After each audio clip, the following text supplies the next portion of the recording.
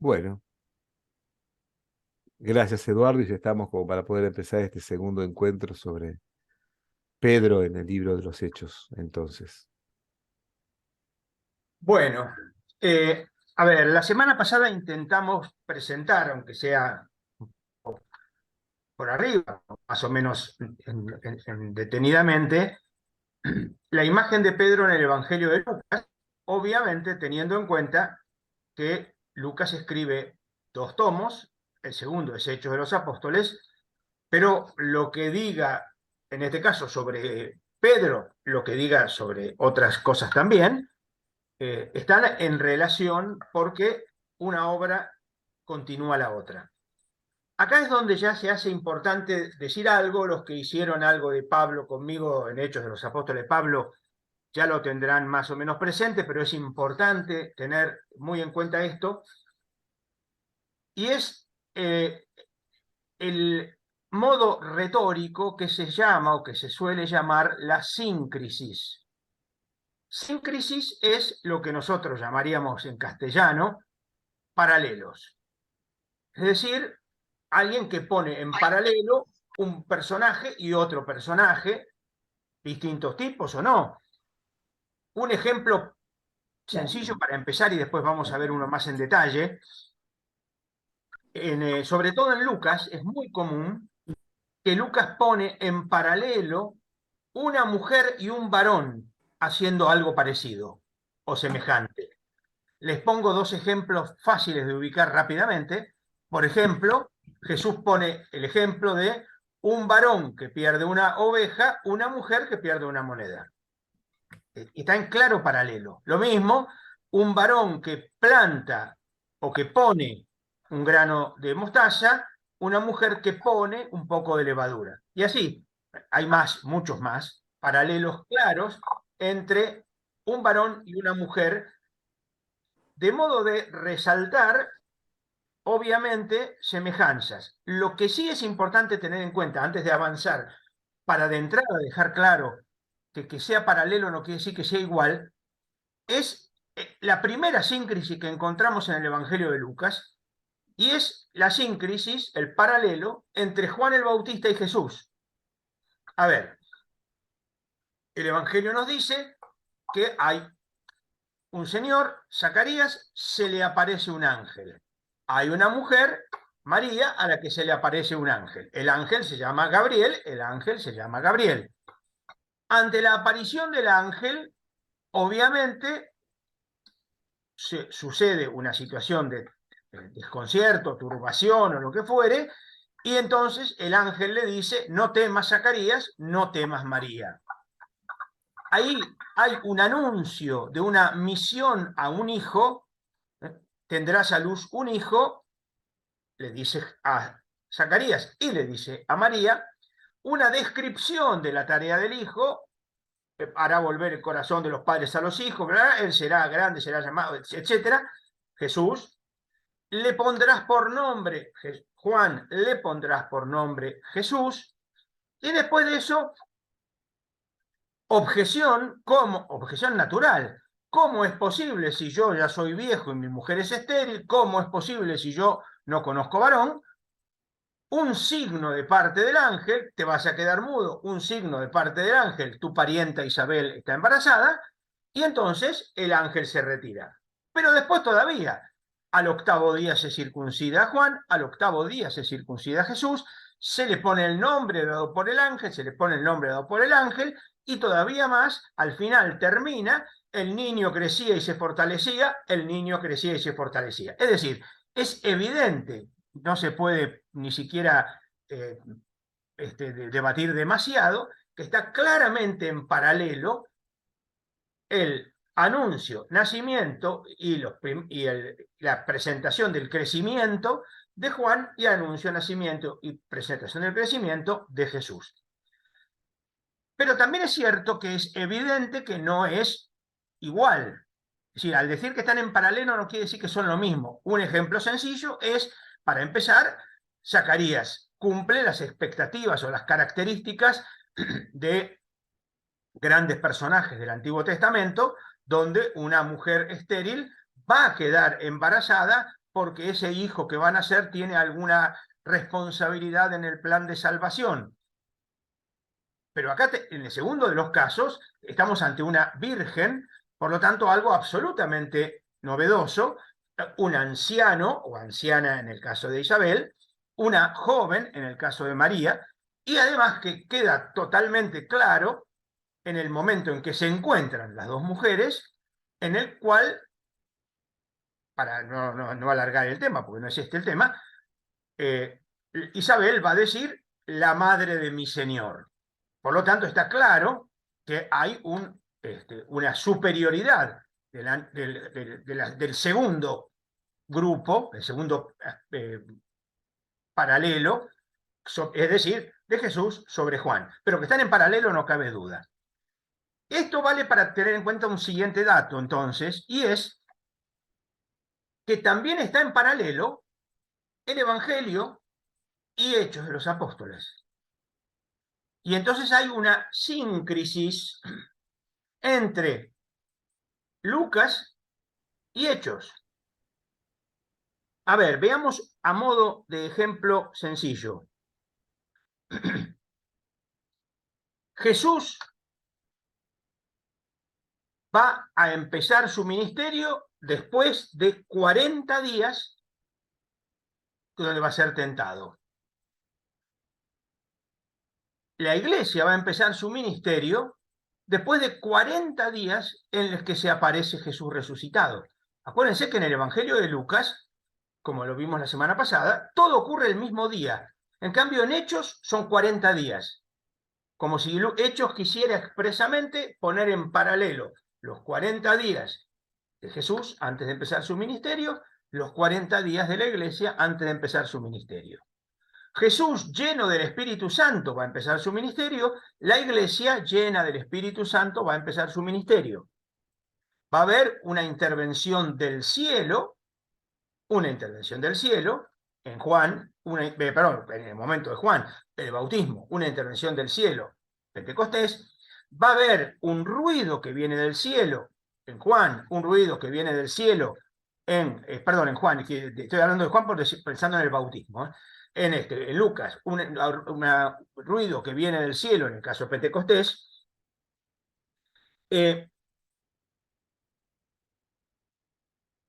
Una actitud física, una forma corporal de paloma, forma de lenguas de fuego. Va a haber, además, todavía Jesús va a elegir 12.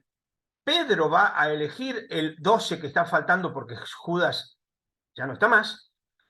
Frente al primer signo hay asombro en Lucas, frente al primer signo hay asombro en Hechos, verbo que aparece nada más que en estas 2 veces en todo el Nuevo Testamento. Y después la comunidad crece, Jesús empieza a elegir miembros de la comunidad y la comunidad crece, gente se va incorporando al grupo de Jesús. A ver, yo lo que quiero que quede claro entonces es que del mismo modo que en el Evangelio de Lucas se empieza a desplegar el comienzo del ministerio de Jesús, también se empieza a desplegar el comienzo del ministerio de la iglesia. Y están en paralelo. Vuelvo a repetir, nadie está diciendo, yo por lo menos no estoy diciendo, que sean lo mismo la iglesia que Jesús. Ciertamente no lo es. Estoy diciendo que están en paralelo. Como dije que no es lo mismo Juan que Jesús, por eso quise detenerme un cachito en eso para dejarlo claro. No sé si esto se entiende, pero vean que entonces todo lo que va a decir Hechos de los Apóstoles sobre la iglesia, que además va a estar representada particularmente por Pedro, está en paralelo con Jesús. Veamos algunas cosas más para ir avanzando. Si ustedes quieren saber las veces que aparece Pedro en Hechos de los Apóstoles, la primera vez que aparece está en el capítulo 1, en el versículo 13, y la última vez en el capítulo 15 en la Asamblea de Jerusalén. Es decir, que del capítulo 15, versículo 8, hasta el capítulo 28 ya no vuelve a ser mencionado Pedro, jamás. Esto ha llevado a muchos a entender, lo cual no es ajeno a la realidad, ha llevado a entender que Hechos de los Apóstoles tiene como dos grandes partes, toda una primera parte centrada en Pedro, toda una segunda parte centrada en Pablo. Lo cual es cierto, algo vamos a ver hoy mismo, porque además, una de las características que vamos a encontrar en Hechos de los Apóstoles son las frecuentes síncresis entre Pedro y Pablo. Es decir, tenemos síncresis entre Jesús y Pedro, tenemos síncresis entre Pedro y Pablo, tenemos síncresis entre Jesús y Pablo, como si Hechos de los Apóstoles quisiera expresamente insistir en la importancia de descubrir el paralelismo. No sé si se va entendiendo esto que estoy señalando hasta acá. Vamos a ver ejemplos para que se entienda bien, además porque son importantes los ejemplos, no solamente para ilustrar. En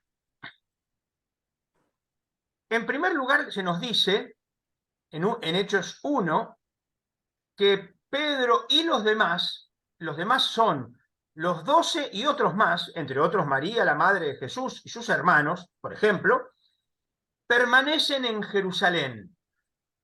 Pero acuérdense que expresamente Lucas y Hechos nos habían dicho que tenían el mandato de Jesús de no moverse de Jerusalén hasta que llegara el Espíritu. Es decir, la iglesia no puede salir a anunciar el Evangelio si no tiene el Espíritu. La iglesia no puede desarrollar su misión si no tiene el Espíritu. Entre paréntesis, para que ustedes se ubiquen, les recuerdo, para los que no lo saben, pero yo creo que se lo dije la vez pasada, cuando se dan datos estadísticos simplemente ilustrativos, lo que se suele hacer es, por ejemplo, una barra, entonces poner, por ejemplo, 1, 0, 1, 0, quiere decir una vez en Mateo, 0 veces en Marcos, una vez en Lucas, 0 veces en Juan, por ejemplo. Digo, para que tengan en claro que no se pretende en este caso ver todos los textos, pero miren esto, la palabra Espíritu Santo aparece 4 veces en Mateo, 4 veces en Marcos, 13 veces en Lucas, 3 veces en Juan y 40 veces en Hechos de los Apóstoles. No sé si les suena.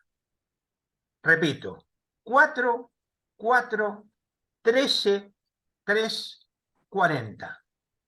No sé si no les queda claro por qué muchos pensamos, para que quede claro que yo me siento en ese grupo, que en realidad Hechos de los Apóstoles debería llamarse Hechos del Espíritu Santo. Sobre todo porque no habla de apóstoles, salvo de 2. No habla de apóstoles, entonces, en cambio, el Espíritu Santo, como ven, aparece por todas partes en el Evangelio. Entonces, por un lado se nos dice que Pedro y el grupo permanecen en Jerusalén, lo cual ya lo sabíamos, y Pedro es el responsable de la elección del número 12 en sucesión de Judas, que se fue del grupo. Noten acá algo interesante, insisto, para tener en cuenta lo teológico de Lucas. Uno puede decir, sí, pero eligió el 12 porque tienen que ser 12. Pero ojo, porque en el capítulo 12 se nos dice que Herodes mató a Santiago, el hermano de Juan, y no se eligió el 12, el reemplazo. No sé si se entiende lo que quiero decir. Lo que estoy queriendo señalar, No. lo que estoy queriendo señalar es que está claro que Lucas quiere en el principio mostrar que Pedro, al igual que hizo Jesús, que eligió 12, Pedro elige el 12. Después ya está, la iglesia sigue andando. Pero no es que tiene que ser 12 el grupo. ¿Se entiende o no? Es decir, Ahora sí. simplemente para ponerlo en paralelo. Es decir, paralelo de Lucas con Hechos de los Apóstoles. En segundo lugar, en el capítulo 2, Hechos de los Apóstoles va a destacar la presencia o el envío del Espíritu Santo sobre todos, pero Pedro va a hablar a la multitud. Primero va a hablar porque la gente cree que están borrachos, ¿se acuerdan eso? Y después, cuando termina la predicación de Pedro, que preguntan qué tenemos que hacer, Pedro dice que se conviertan y se bauticen.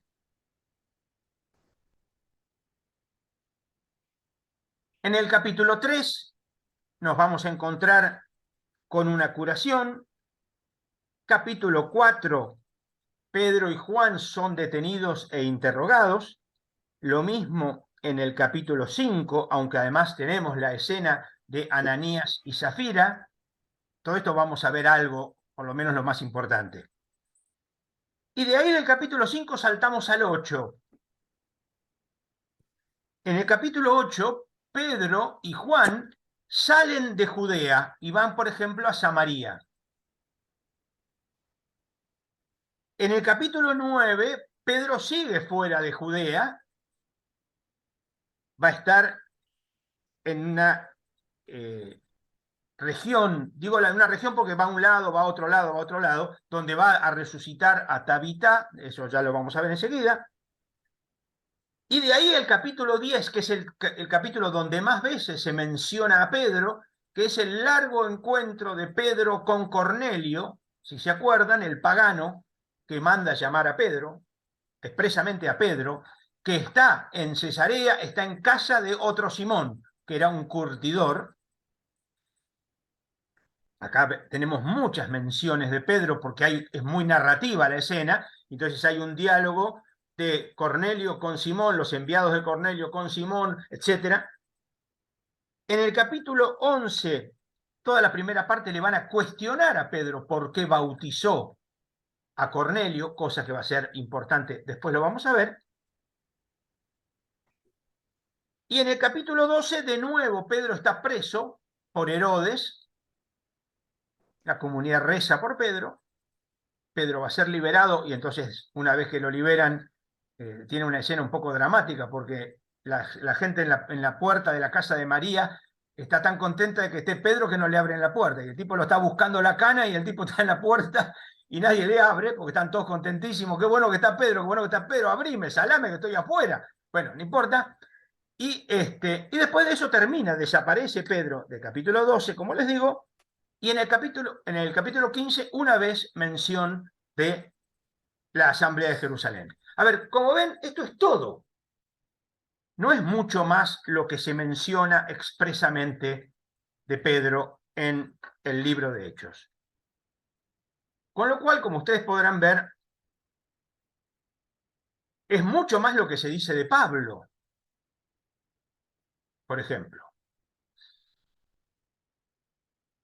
Pero vayamos a mirar algunas cosas más.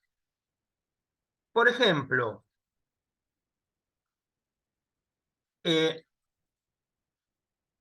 si ustedes recuerdan, en el Evangelio de Lucas, capítulo 7, versículo 22, se va a decir, vayan y díganle a Juan lo que ustedes ven y oyen, y entre otras cosas dice, los tullidos, a ver, acá hay una cuestión que son la traducción, porque la palabra tullido suele ser la palabra de la persona que está imposibilitada de caminar, pero no es lo mismo que paralítico. Por eso algunas Biblias traducen cojos, otras traducen tullidos, y en otras directamente paralíticos, pero lo que pasa es que la palabra paralítico es otra en griego. A los efectos, lo cierto es que en un momento, si se acuerdan, en Lucas va a decir Jesús que inviten a los tullidos y a los paralíticos. Ahí está, ya tienen los dos juntos, así que ya nos sacamos el problema de encima. Lo cierto es que Jesús hace andar a los tullidos, expresamente dicho en, insisto, Lucas 7:22. Ahora, en 3:2 hay un tullido de nacimiento y Pedro lo hace caminar con la famosa frase, levántate. 3:2. Y curiosamente, en 14:8 aparece otro tullido de nacimiento y Pablo lo hace caminar diciéndole, levántate. Como ven, Jesús, Pedro, Pablo. Eso es síncresis. Jesús cura tullidos, Pedro cura tullido de nacimiento, Pablo cura tullido de nacimiento. Y les dice, levántate. Si quieren más paralelo, en Lucas 5, 18, 24, Jesús cura un paralítico, acá sí, paralítico, Lucas 5, 18 y 24, y en Hechos 9, 33, Pedro cura un paralítico. Otra síncresis.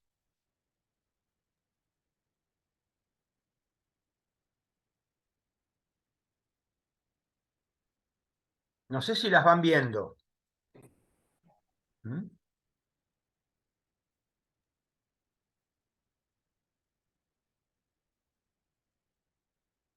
Sigamos. Si ustedes no aúllan, a ver, cualquiera que tenga necesidad de aullar, rechinar de dientes, gritar o algo así, simplemente puede hacerlo, siempre y cuando no aturda a la mayoría. Pero digo, si no, yo en principio sigo, pero con toda libertad pueden opinar o decir algo. La última cita, por favor, que diste, donde Pedro también cura Pedro o Pablo Un cura paralítico, sí, 9:33. bueno, 9:33. Un perfecto, paralítico que se llama Eneas. sí. Eh, Veamos algo más, pero prestemos atención porque esto es bastante simpático o quizás raro, o quizás simpático y raro. A ver, ustedes no sé si recuerdan que allá lejos y hace tiempo hubo un muchacho al cual llamaban Elías. Este muchacho Elías, que se hizo amigo de una viuda de Sarepta, que tenía un hijo único, ¿lo recuerdan?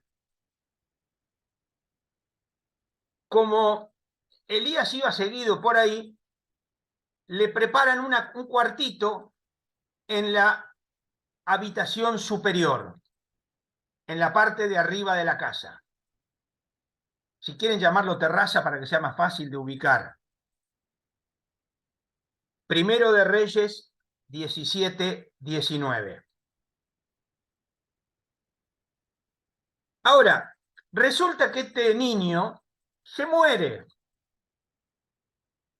Este niño se muere y entonces Elías lo lleva a la habitación superior, se va a acostar sobre el niño 3 veces, es decir, la imagen, para que ustedes lo vean, sería transmitir el calor vital. Entonces, Elías se acuesta sobre el niño 3 veces, el niño vuelve a la vida y expresamente se dice que Elías se lo entregó a su madre. ¿Lo recuerdan? Recuérdenlo porque vamos a volver. Resulta que en el capítulo 4 de Segundo de Reyes está el amiguito de Elías, un tal Eliseo. Eliseo pasa seguido por la casa de un matrimonio y entonces, como Eliseo pasa seguido por la casa del matrimonio, el matrimonio decide hacerle a Eliseo una habitación en la terraza, en la parte de arriba. No sé si me van siguiendo. Ahora resulta que en 4:21 el hijo que estaba trabajando con el papá dice mi cabeza, y se muere. Y entonces van a verlo a Eliseo. Eliseo manda a Gehazi, que es su criado, pero el criado es medio salame, no logra los objetivos. Pero lo cierto es que Es más, hay una frase muy interesante. Eliseo, perdón, le dice a Gehazi que vaya rápido a su casa, a la casa de la viuda, perdón, de la mujer que tiene el hijo muerto, en el cuarto de arriba, porque lo dejaron en el cuarto de arriba, y le dice, apúrate, no saludes a nadie por el camino. No sé si recuerdan que hay un dicho de Jesús en el Evangelio de Lucas, que los que tienen que salir a predicar no deben saludar a nadie por el camino. Es decir, no hay tiempo que perder. Eliseo entonces llega, oró, rezó, versículo 33, y se acostó sobre el niño, versículo 34, 7 veces.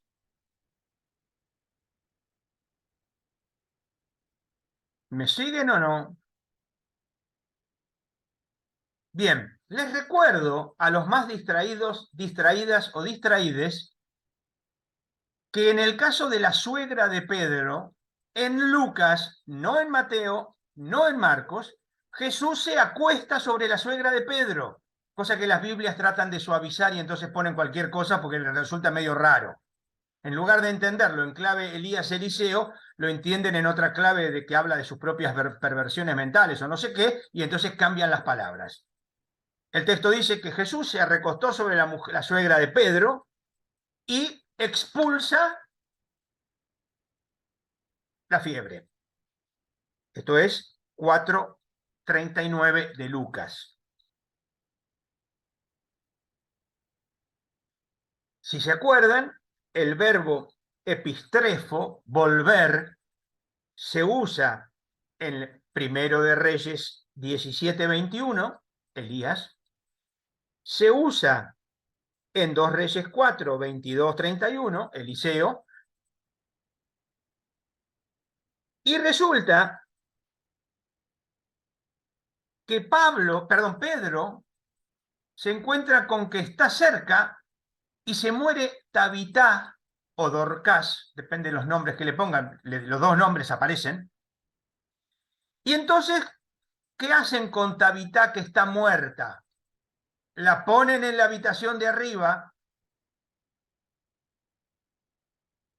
Pedro oró.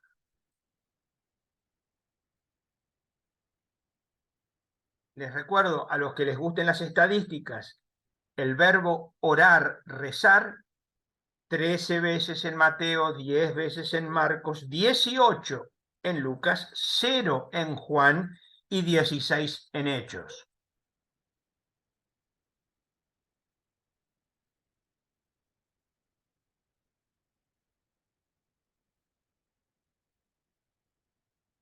No sé si les parece parecido lo de Pedro, pero resulta que en Hechos de los Apóstoles capítulo 20 hay un muchacho que se llama Eutico y parece que Pablo predicaba o largo o mal, o las dos cosas, y Eutico en la habitación de arriba se queda dormido, se cae y se mata. No sé si era muy aburrido Pablo o no sabemos qué. Se muere Eutico y entonces Pablo se acuesta sobre él, Hechos 22:10, y Eutico vuelve a la vida en la habitación de arriba. A ver, perdónenme, ¿a ustedes les parece que es mucha casualidad todo esto? Es decir, ¿les parece que esto es así, que es uy, mirá es creer o reventar o algo por el estilo? ¿O estamos hablando de clara intencionalidad teológica de Hechos de los Apóstoles de poner a Jesús, a Pedro y a Pablo en paralelo con Elías y Eliseo? A ver, no se me olviden, por favor, que el ministerio de Jesús en Lucas está marcado por el ministerio de Elías y Eliseo. Muchas viudas había en Israel y a ninguno fue enviado Elías. Muchos leprosos había en Israel y ninguno fue enviado Eliseo. Elías y Eliseo son el paradigma en el cual se va a reflejar el ministerio de Jesús en Lucas, perdón. Y lo mismo va a pasar con Pedro y lo mismo va a pasar con Pablo.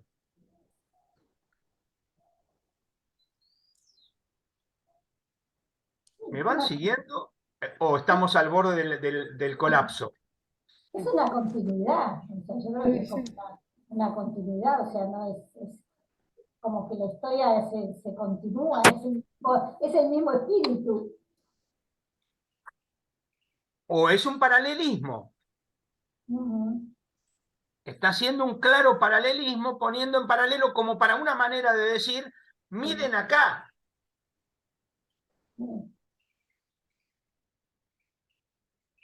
Sí. A ver, sigo.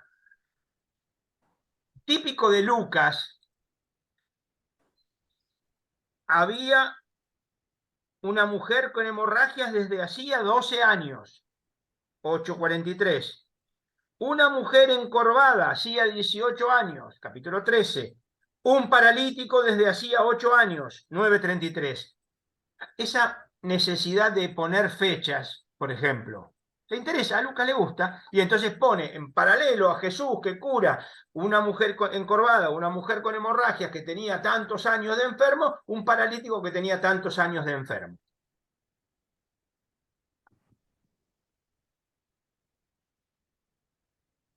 ¿Me van siguiendo? A ver, otro ejemplo más. Eh, Ustedes saben que en 8:44 del Evangelio de Lucas, la mujer con hemorragias le afana un milagro a Jesús. Si Jesús no va a hacer ningún milagro, no tiene ninguna intención en hacer ningún milagro, la mujer le roba el milagro a Jesús tocándole el manto. ¿Lo recuerdan o no? Sí. Bueno, en 5:15 de Hechos de los Apóstoles, le roban un milagro a Pedro para que pase la sombra de Pedro, así se curan. Y en Hechos 19, 11, 12, le roban un milagro a Pablo. Hacen tocar cosas que había tocado Pablo, ropas, pañuelos, lo que hubiera tocado Pablo para que se curen los enfermos.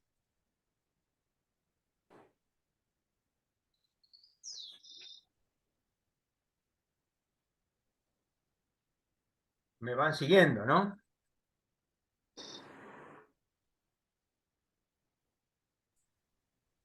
Pregunta, por encima de todo eso, es que lo que quieren marcar es el accionar de Dios o del Espíritu Santo, la continuidad de que por algo lo ponen este paralelismo para decir como pasó en el Antiguo Testamento, como pasó con Pedro, como pasó con Jesús, como pasó con Pablo, siempre ahí está Dios, son los signos del andar de Dios o del Espíritu Santo en la historia, pregunto.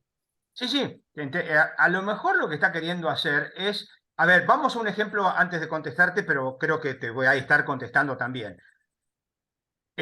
Por ejemplo, la figura de Elías, para poner un ejemplo de lo que estamos hablando, la figura de Elías no era cualquier figura en el Antiguo Testamento. No se olviden que, por ejemplo, en el profeta Malaquías, capítulo 3, se dice que va a venir Elías.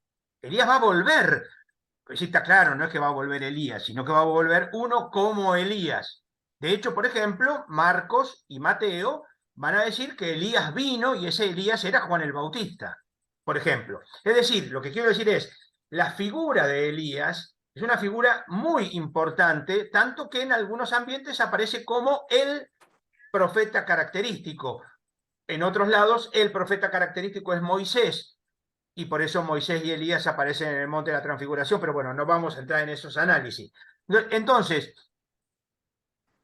lo que es razonable pensar que el Evangelio esté intentando mostrar que Jesús es Elías, que Pedro es Elías, que Pablo es Elías, con lo cual están reforzando el personaje típico de la teología judía y judía contemporánea a Jesús. Es decir, no solamente judía del Antiguo Testamento, sino de tiempos de Jesús. Acuérdate que cuando, por ejemplo, cuando Jesús baja del monte de la transfiguración, sobre todo en Marcos y Mateo, no tanto en Lucas, los discípulos le preguntan, ¿por qué dicen los escribas que Elías tiene que venir? Es decir, es una figura totalmente vigente. en tiempos de Jesús. Por eso yo escribí en su momento, pero esto no me interesa porque no voy a vender un artículo mío, que el que yo creo que se ve a sí mismo como Elías en otro momento es Pablo, pero Pablo en Pablo, no en Hechos. Pablo se ve a sí mismo como Elías. Pero bueno, eso es un tema aparte. Lo que quiero decir es, entonces, me parece que hay una intencionalidad teológica de parte de Lucas, que es mostrar a Jesús como Elías, a ver, para que se entienda mejor, pero nos estamos yendo un poquito, pero yo no soy enemigo de irme un poquito, salvo que se vaya uno a los caños, para no dejar preguntas sin contestar. Yo dependo, por supuesto, de las indicaciones del señor rector, pero me parece que acá hay una cuestión interesante, y es Jesús, en Mateo y Marcos, como dije, el que se compara con Elías es Juan el Bautista. Por ejemplo, ya desde 1:2 de Marcos, acuérdense la vestidura con la que se viste Juan según Marcos y Mateo, acuérdense lo que les acabo de decir, dicen que va a venir Elías en el texto de la transfiguración, etc. Ahora, en Lucas, dejando de lado el relato de la anunciación, donde a Zacarías le dicen, el texto de Malaquías precisamente, en el Evangelio de Lucas, desde el capítulo 3 en adelante, el que se compara con Elías es Jesús, no Juan el Bautista. Jesús es Elías. Ejemplo, no solo el relato que yo les decía de Jesús en la sinagoga de Nazaret, en el capítulo 4, cuando él presenta su vocación y dice que él es como Elías y como Eliseo, lo cual les causa mucha bronca y lo quieren matar ya de entrada. Jesús tiene una enorme vocación al fracaso, ya desde que empieza su vocación, ya lo quieren matar. Pero acuérdense, por ejemplo, que Jesús va a decir, en la comparación con Elías, cuando Juan y Santiago quieren que baje fuego del cielo, como Elías, cuando Jesús dice, el que pone la mano en el arado y mira para atrás, como Elías con Eliseo, etc. Es decir, está lleno de textos en paralelo entre Jesús y Elías en el Evangelio de Lucas. Y ahora encontramos también otros sobre Pedro y sobre Pablo. Nos está interesando Pedro en particular, pero digo para que quede claro entonces que pareciera como que hay una clara intención de poner una figura tan importante como Elías, mostrar que ya vino, ahí está. No sé si contesté, me fui a los caños o algo así. Sí, sí, sí. Nunca lo hubiera podido tomar por ahí. Muchísimas gracias. No, de nada. Bueno, a ver, pero sigamos un poco más todavía. Acuérdense, por ejemplo. Arturo, una preguntita, el paralelo, ponerlo en paralelo, ¿cuál es la finalidad teológica para que se nos muestre a nosotros? Que todo es una unidad también, de alguna manera, que Jesús viene también, no es un descolgado, digamos, por decirlo. A ver, creo que algo dije recién, pero lo profundizo mejor. Es decir, si yo pongo en paralelo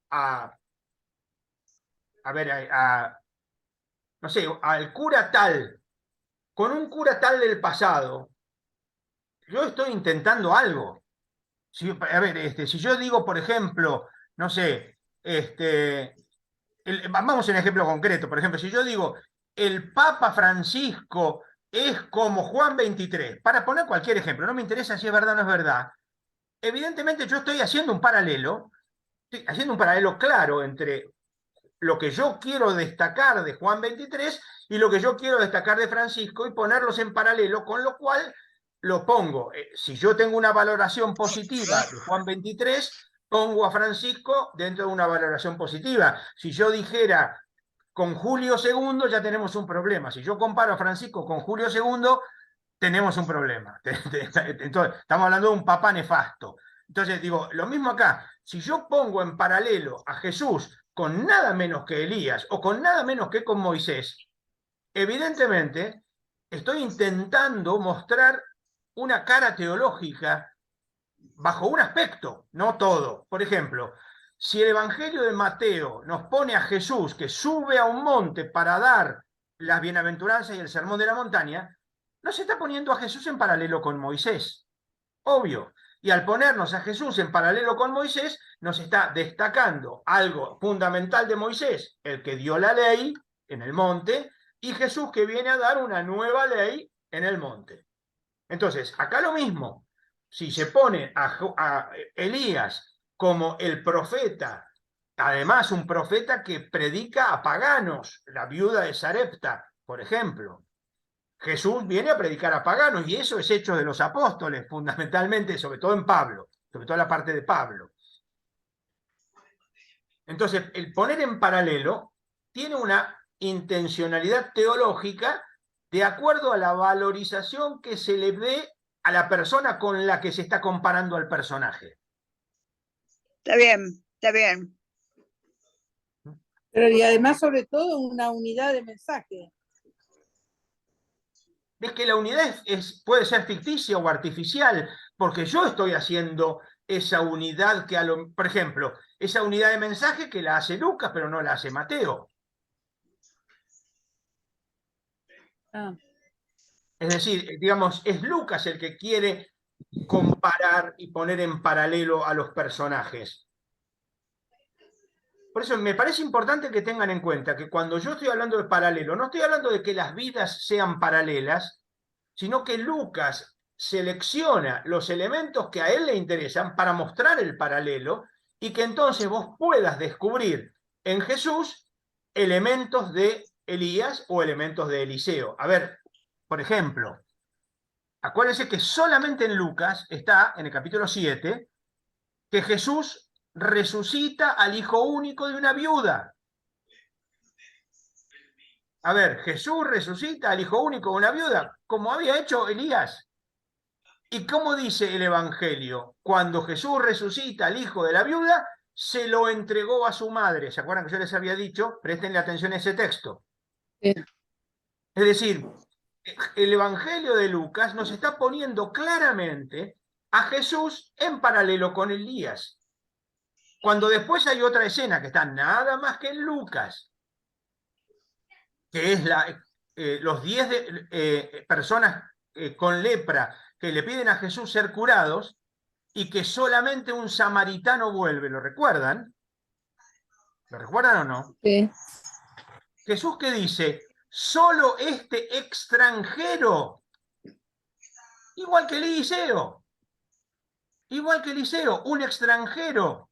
Acuérdense, Naamán el sirio, que está planteado en el capítulo 4. Pero entonces, digo, a ver, insisto, digamos, personajes tan importantes y con este aspecto fundamental de la predicación a los paganos, como les decía, nos van a presentar a Jesús en paralelo con Elías y Eliseo, a Pablo en paralelo con Elías y Eliseo, perdón, y a Pedro en paralelo con Elías y Eliseo. Por ejemplo, en el caso de la resurrección de los hijos o de la resurrección de alguien, con escenas o con elementos semejantes, como por ejemplo, todo ocurre en una terraza.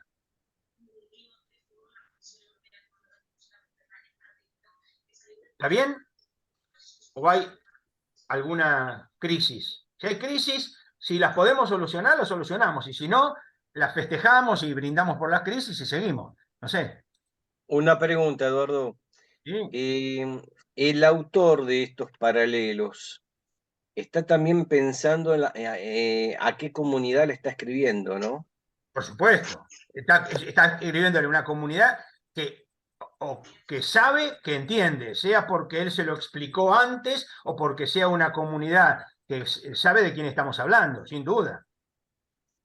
Sí, sí. Es decir, es claro que la comunidad entiende de esto. Sí, sí.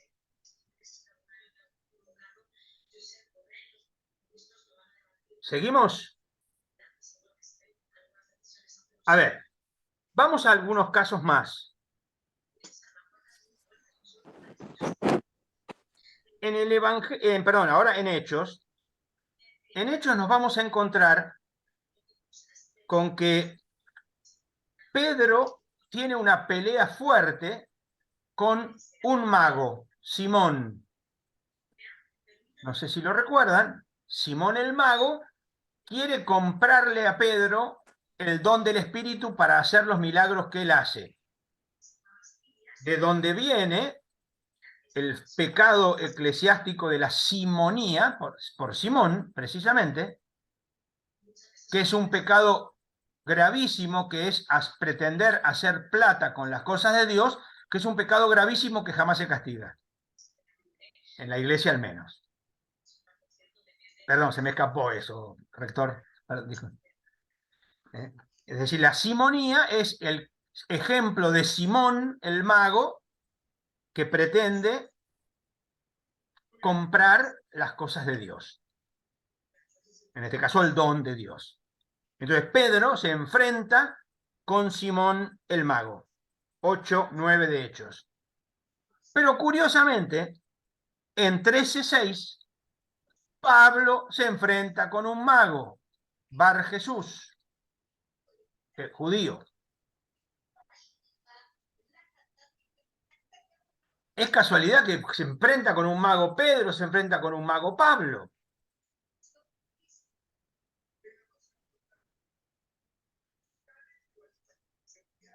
¿Me siguen, no? En un momento, a Pedro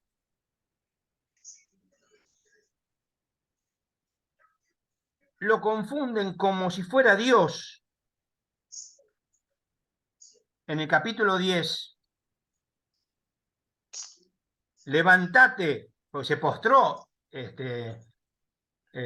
Cornelio, levántate, no soy Dios, soy un ser humano, le dice Pedro a Cornelio. En 14:15, Pablo está predicando y se postran y Pablo dice, soy ser humano, no Dios. Otra vez en paralelo, ¿no? Es decir, otra vez encontramos con que frente a la predicación y la personalidad de Pedro, hay una actitud tan reverencial que correspondería solamente a Dios. Y Pedro tiene que intervenir y decirle, no, se están equivocando, soy una persona, eso corresponde nada más que a Dios. Y Pablo hace lo mismo, tiene que decir lo mismo, soy una persona, no Dios, en 14:15 de Hechos. Podríamos decirle también que al mendigo que está en la puerta, Pedro le dice, ¿perdón? Al mendigo que está en la puerta, Pedro le dice, no tengo oro ni plata, y Pablo a los presbíteros de Éfeso les dice, no les pedí oro ni plata.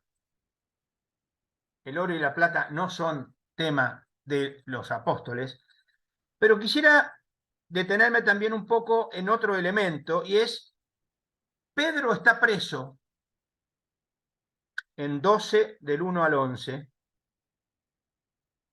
y Pablo está preso en 16:26. Ahora, cuando Pedro está preso, hay una intervención del cielo, un ángel, que lo va a liberar. Es decir, Pedro va a ser liberado por una intervención de Dios. Pablo va a ser liberado por una intervención de Dios. En 16:26. A ver, lo que estoy queriendo mostrar acá es esto. Yo les había dicho a ustedes que Hechos de los Apóstoles tiene como dos grandes partes, una primera parte centrada en Pedro del 1 al 15 y una segunda parte centrada en Pablo del 15 al 28. En realidad no es tan así, no es tan matemático, porque de Pablo se empieza a hablar desde el capítulo 9 y de Pedro se habla en el 15, pero del 12, del 13 y el 14 no se lo menciona, por ejemplo, ni en el 6 y 7 no se lo menciona. Ahí más bien 6 y 7 está centrado en los helenistas. lo que yo quisiera que quede claro, y esto tiene directamente que ver con Pedro, para que se entienda bien, es el paralelismo, la síncresis, Jesús todo el Evangelio, Pedro toda la primera parte, Pablo toda la segunda parte, como paralelo. ¿Por qué? Porque el acento que quiere destacar Hechos de los Apóstoles es que la Iglesia cumple su misión de predicar el Evangelio movida por el Espíritu Santo. Lo hace Jesús, movido por el Espíritu Santo, lo hace Pedro, movido por el Espíritu Santo, y lo hace Pablo, movido por el Espíritu Santo, y lo tendrán que hacer los presbíteros, movidos por el Espíritu Santo, cuando Pablo ya no esté. Ya no está Jesús, ya no está Pedro, ya no está Pablo, están los presbíteros.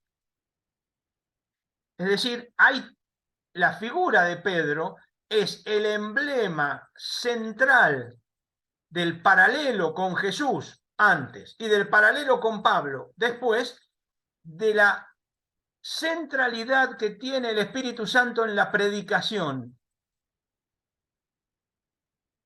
que es el tema clave. Si ustedes miran Hechos de los Apóstoles, van a ver que el acento va a estar puesto en que va creciendo, y el crecimiento de la palabra también es un crecimiento de la iglesia crecía, se iban agregando las personas que Dios quería, etc. En ese crecimiento, la clave está en el Espíritu Santo, y si ustedes ponen en una concordancia Espíritu Santo y Pedro, van a ver la cantidad de veces que aparece Pedro en estrecha relación con el Espíritu Santo, desde el capítulo 2, Pentecostés, hasta el caso de Cornelio en el capítulo 10. ¿Se entiende o no?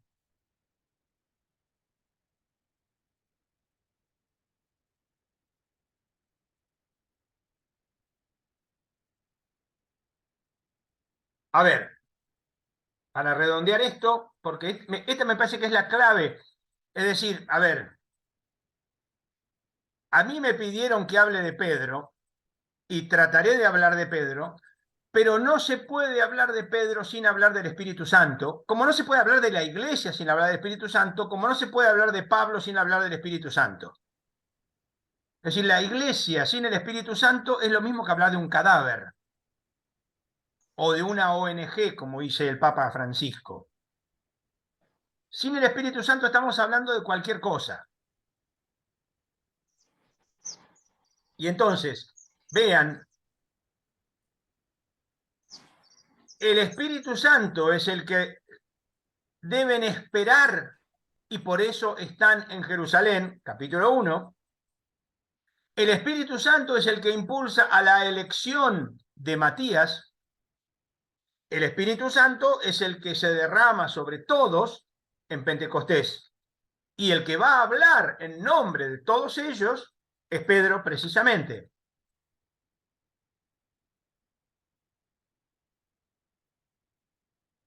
El Espíritu Santo es el que va a proceder o va a actuar en la curación del tullido y del paralítico.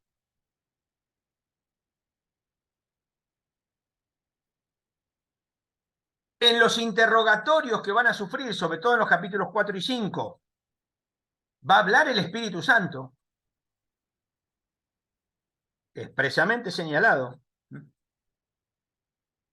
El conflicto con Simón el Mago tiene que ver con el don del Espíritu Santo.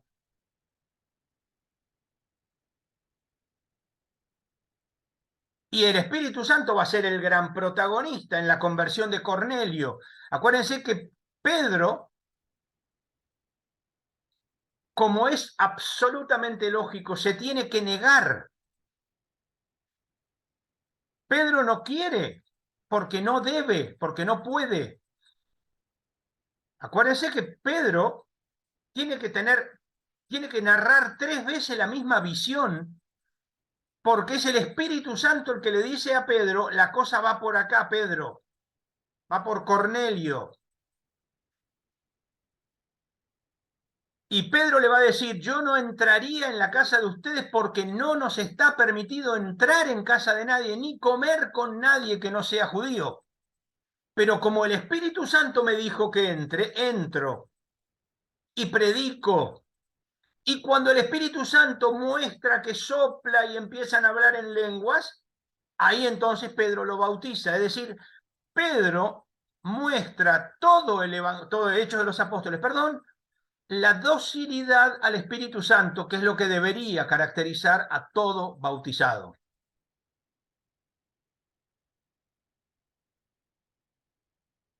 Sin el Espíritu Santo, nada.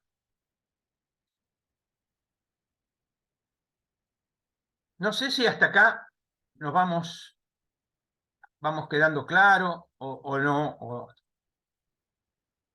Doy 15 segundos para que alguno formule preguntas o alaridos. Y si Una no, sigo. pregunta. Sí, Una pregunta. Sí, el tema de los paralelismos, que vemos que Lucas es muy afecto a hacerlos. sí, sí. Me viene a la memoria los discípulos de Maús con el etíope que va con la carroza, son casi iguales.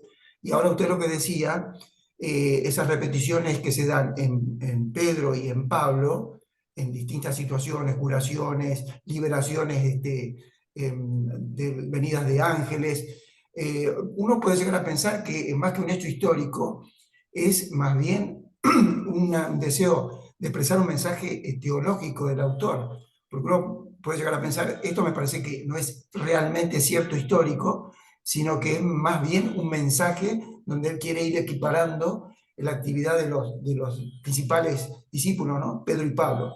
Pregunta. Bien.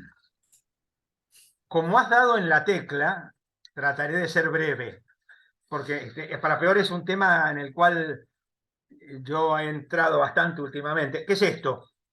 A ver, nosotros, no sé por qué, en qué momento de nuestra historia eclesiástica, no de ustedes ni nosotros que estamos acá, de golpe pareciera como que la supuesta o no historicidad de lo narrado pasa a ser lo fundamental. ¿Y por qué la historicidad es lo fundamental? A ver, les voy a poner un ejemplo torpe, grotesco, pero que sirve. ¿Alguno de ustedes diría que Gabriel García Márquez es un falsario, un mentiroso y un cretino porque Macondo no existe? No, porque Gabriel García Márquez escribe una novela, no escribe un libro de geografía política de Colombia. Macondo no existe. Macondo es creíble. Macondo es creíble. Pero Macondo no existe. Entonces, ¿por qué no tenemos en cuenta que ni Lucas, ni Mateo, ni Marcos, ni Juan, ni Hechos, ninguno de ellos pretenden hacer una historia, aunque haya un trasfondo histórico, elementos históricos, aspectos históricos? A ver, un ejemplo más que obvio. Que Jesús murió en la cruz, no lo duda casi nadie. Y digo casi nadie porque alguno hay, pero casi nadie. A ver, si Jesús hubiera muerto de viejo, tenemos un problema. Le juro que tenemos un problema. Si Jesús hubiera muerto de viejo. Si Jesús hubiera muerto apedreado, no tenemos ningún problema. No porque nos guste que lo maten, pero porque algo hay de violencia en todo esto. Ahora, entonces, volviendo al tema, que Lucas, en el caso de lo que estamos viendo, tenga una clara intención teológica, enriquece, no empobrece. Es decir, pensar que porque no tiene precisión histórica, aunque sí haya un trasfondo histórico. Es decir, a ver, nadie discute que Pedro existió, que Pablo existió. Eso no lo discute nadie. Ahora, qué sé yo, a ver, hay otros elementos que pueden ser más legendarios o no. Entonces, la cuestión está preguntarnos primero que nada, no qué pasó históricamente, sino qué me quiere decir Lucas, en este caso, o Mateo, o Juan, o Pablo. Porque si me quiere decir algo teológico, no es menos importante que si es histórico, al contrario, yo creo que es más rico que si es histórico, porque si es histórico me tengo que... A ver, aparte porque hay otro tema. Si es histórico, no entra la fe. A ver, yo no puedo decir creo o no creo con el rol que jugó San Martín en la independencia argentina, más allá de lo que diga algún payaso. Se me escapó. No puedo, eso no se cree. Esos son datos de la historia. Hay fuentes históricas, hay datos históricos, hay criterios históricos, hay historiografía, hay fuentes en materiales, etcétera, etcétera, etcétera, etcétera. Después, los materiales se pueden interpretar, por supuesto, pero los datos no se discuten. Como les digo, no se puede discutir el dato de que Jesús vivió en Palestina o Israel, como quieran llamarlo, en el siglo I. Son datos. Ahora, que Jesús es como el nuevo Moisés, como el nuevo David, como el nuevo Elías, eso tiene que ver con la fe. Eso es lo que creemos, porque interpretamos que, por ejemplo, que Jesús es profeta. A ver, comparen la cantidad de veces que a Jesús lo llaman profeta en Mateo, con Marcos, con Lucas, con Juan, y van a ver que Jesús ya es profeta en el Evangelio de Lucas por todas partes. ¿Por qué? Porque lo está comparando con Elías. No solo con el viejo texto, nadie es profeta en su tierra, que ya está en Marcos, pero por ejemplo, Jesús que va a Jerusalén porque no cabe que un profeta muera fuera de Jerusalén. Es decir, Jesús es visto, planteado a sí mismo como profeta todo a lo largo del Evangelio de Lucas. Y como profeta, como Elías. Entonces, ahí tenemos algo creyente, no algo que lo podemos acceder con las fuentes históricas. Entonces, a mí me enriquece mucho más, aunque me quede sin algunos elementos históricos porque no los conozco, pero me enriquece mucho más lo teológico porque me hace ver otros aspectos de Jesús que otros predican, en este caso, hechos. No sé si estoy contestando yo, si me estoy yendo a los caños. Sí. Sí, porque además lo histórico en ese momento tampoco se podía poner la firma porque era pasado muchas veces oralmente. Así que lo histórico no se puede probar. Sí, no, o aunque se pudiera probar, pero tampoco es el tema. Pero digo, vos podés Por probar eso. cosas contemporáneas y podés decir, qué sé yo, que en estos momentos hay un conflicto muy peligroso entre Hamás e Israel en la zona de Israel. Es un dato, no se puede discutir. Después podemos discutir la interpretación, qué pasó, qué no pasó, es otro tema. Pero el dato es el dato. Ahora, por ejemplo, podemos de eso sacar una reflexión profunda de la urgencia de la paz. Y eso va mucho más allá de, partiendo del dato, hacemos una reflexión histórica, política, teológica, espiritual o lo que sea, sobre la urgencia y la importancia de la paz. Claro. Que también valdría para otros casos, que también valdría para Ucrania y Rusia, que también valdría para las guerras en el África subsahariana, etcétera. Pero entonces entramos en el terreno teológico. Perfecto. Bien, creo que nos estamos escapando de tema. Pero bueno, a ver, para ir redondeando todo esto, vuelvo a la idea fundamental. Pedro, por los paralelismos, aparece en paralelo con Jesús y más adelante Pablo va a aparecer en paralelo con Pedro, lo cual muestra insisto lo que dije antes, no estamos diciendo que sea igual, no es igual Pedro que Jesús, no es igual Pedro que Pablo, no es igual Pablo que Jesús. Por eso les puse el ejemplo de Juan el Bautista y Jesús al principio. Que sean paralelos no quiere decir que sea igual. Entonces, destacar que Pedro está en paralelo con Jesús. A ver, poner a Pedro en paralelo con Jesús no es moco de pavo, ¿no? Estamos poniendo paralelo a Pedro nada menos que con Jesús. Y después a Pablo en paralelo con Pedro. Nada menos. Y entonces acá es donde se vuelve importantísimo tener muy presente que estos paralelos que va a establecer por todas partes, por eso me dediqué a mostrar elementos concretos, palabras idénticas, gestos iguales, para que quede claro que este paralelo, Jesús por un lado, Pedro por otro, Pablo por otro, están intentando mostrar teológicamente lo principal, y es que el rol, para eso se escribe Hechos se escribe no para contarnos la vida de Pedro, no para contarnos la vida de Pablo, no para contarnos la vida del cristianismo primitivo, sino para contarnos que el Evangelio estamos invitados a predicarlo hasta los confines de la tierra. Y para eso contamos con el Espíritu Santo, como lo tuvo Jesús, como lo tuvo Pedro, como lo tuvo Pablo. Tener el Espíritu Santo no parece ser algo limitado, parece ser medianamente valioso, importante, hasta diría que santo. De hecho, es el Espíritu Santo. Me parece que acá está, insisto, la clave, porque entonces todo lo que digamos de Pedro, a ver, en Hechos no se nos dice que Pedro fuera pescador.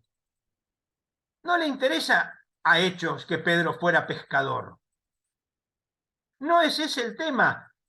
A ver, que Pedro era pescador es lo más probable. Aparece en muchas partes distintas de las distintas partes del Evangelio, así que es muy probable que Pedro fuera pescador. Y no está hablando de eso Hechos de los Apóstoles porque no le interesa eso a Hechos de los Apóstoles. Lo que le interesa a Hechos de los Apóstoles es mostrar a Pedro en continuidad con Jesús en la predicación del Evangelio, movido, impulsado, acompañado, guiado por el Espíritu Santo. Y entonces, cuando Pedro va a hablar, lo primero que va a destacar, volvemos al paralelismo con Jesús, se cumplieron las Escrituras. En el caso de Pedro, se cumplió la escritura de Joel. Lo que había dicho Joel, si se acuerdan, está dicho expresamente en el capítulo 2, de hecho, al terminar la escena de Pentecostés y la gente que va por el ruido a ver qué era lo que pasaba, se cumplió la escritura y cita el texto de Joel, profetizarán los hijos y los hijas, los ancianos verán visiones, etcétera, etcétera, etcétera. Acuérdense, porque con Jesús se cumplió la escritura también cuando Jesús empieza a predicar. Jesús empieza a predicar después del ruido que significa la presencia del Espíritu Santo con forma corporal de paloma, etcétera, etcétera. Jesús va a empezar a predicar, se cumplió la escritura, el Espíritu del Señor está sobre mí porque me ha consagrado con la unción. Esta escritura se ha cumplido hoy. Jesús empieza con el cumplimiento de la escritura. Pedro, como vocero de los 12, va a empezar porque se cumple la escritura de que la iglesia debe predicar movida por el Espíritu Santo porque llegó el final de los tiempos. Miren, porque es interesante esto, y para ir terminando porque ya se acerca la hora y ya estamos en ella en que el Hijo del Hombre va a ser entregado, ese vendría a ser yo, creo. Pero vean que dice, Pedro se levantó con los 11 y empieza a hablar, ¿no? Y dice, lo que dijo el profeta sucederá en los últimos días, dice Dios, derramaré mi espíritu sobre todo mortal. Pero fíjense que el texto de Joel dice, sucederá en aquellos días. Acá Hechos dice en los últimos días. Estamos en los tiempos escatológicos. Estamos en los últimos tiempos. Los últimos tiempos son los tiempos del Espíritu, en los cuales la Iglesia, movida por el Espíritu Santo, debe hacer que todos profeticen. Otro pecado que a veces en la Iglesia ocurre, que no hay profetas. Los jóvenes verán visiones, los ancianos soñarán sueños, los siervos y mis hijas derramaré mi espíritu y haré prodigios y signos, etcétera, etcétera, etcétera. Y todo el que invoque el nombre del Señor se salvará. Y empieza Pedro a predicar, israelitas, que yo cuánto, una predicación que es muy parecida a la predicación que va a hacer Pablo en otra parte de Hechos de los Apóstoles, usando inclusive la misma cita bíblica, etcétera, etcétera, etcétera. Pero bueno, lo que quiero con esto decir es, como ven, Pedro aparece a los ojos de Hechos de los Apóstoles como el continuador de Jesús, y que será continuado por Pablo, y que será continuado por los presbíteros, porque eso es lo que le importa a Hechos, que el Espíritu Santo acompañe a la iglesia para que el Evangelio sea predicado. Acá terminamos, para que haya preguntas y todo eso, porque la semana que viene tenemos que empezar a hablar de este Pedro que parece que predicó nada más que a judíos, pero no sé si solamente a judíos, porque Cornelio no lo era. Acá hay algún lío que hay que aclarar un poquito. No sé si hay preguntas o algo así.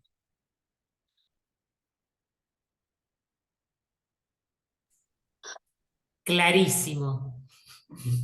Nunca lo hubiera visto así. Espectacular. Gracias. Bueno, lo voy a anotar la fecha y el horario. No, muy bien, por supuesto tiene razón. Sí, fuiste aclarando con o sea, fueron surgiendo las preguntas justas y fuiste aclarando sobre la marcha, quedó clarísimo. Sí, perfecto, perfecto. Sí, Si alguien quiere... totalmente claro. Fue muy clara la presentación, la verdad que muy agradecido por la claridad. Bueno, Muy bien, muy bien. no, yo quería que me hagan preguntas, no que me alaben. Pueden criticar, hacer preguntas, digo. Sí, Eduardo, Sí. yo hace un tiempo que me hice una pregunta con el tema de Pedro cuando le piden la moneda y no la tiene. Entonces lo levanta. ¿Qué hubiera pasado si Pedro sí tenía la moneda? ¿De qué estás hablando? De cuando moneda? sale y le dice que no tengo ni oro ni plata, pero lo que tengo te doy. Y lo levanta. Yo creo que acá hay un paralelo, otra vez más, con Jesús, porque si se acuerdan, a ver, creo que no hace falta decir demasiado que se supone que un mendigo lo que espera es que le den plata. Claro. De un mendigo se espera. Acuérdense que hay un mendigo ciego, Bartimeo. Sí, que vea. Y cuando Jesús dice, ¿qué querés? No le pide plata. No, pide que vea. A pesar de ser un mendigo, pide que Dios intervenga en su favor.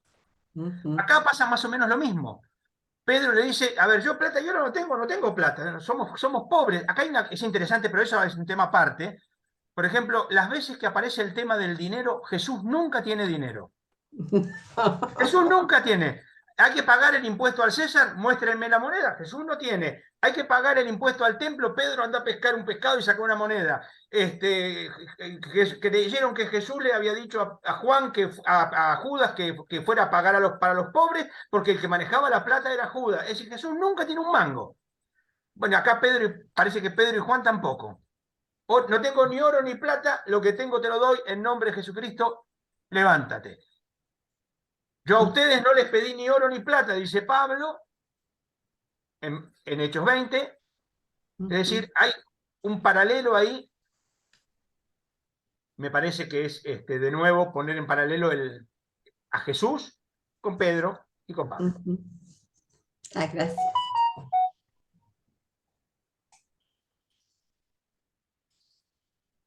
Perfecto. Bueno, si no hay ninguna otra pregunta o comentario,